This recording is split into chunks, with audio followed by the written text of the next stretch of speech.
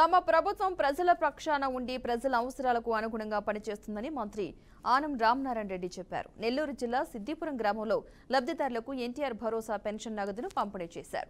ఎన్నికల్లో ఇచ్చిన మాట ప్రకారం తమ అధినేత సీఎం చంద్రబాబు పెన్షన్దారులకు నూతన పెన్షన్ ప్రకారం పెంచారని మంత్రి వ్యాఖ్యానించారు. పింఛన్ నగదును 3 నెలల ముందుగా ఇస్తామని చెప్పారని గుర్తు చేశారు. 3,000 రూపాయలను కలిపి 7,000 పంపిణీ చేశామని మంత్రి చెప్పారు.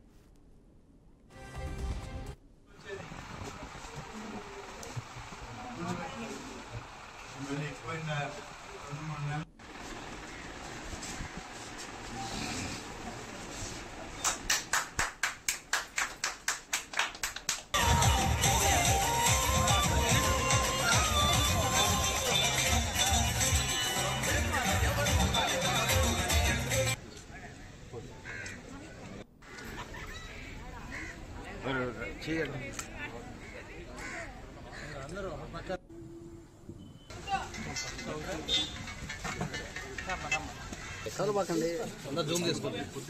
మీరు అడ్డ రాపగలరా?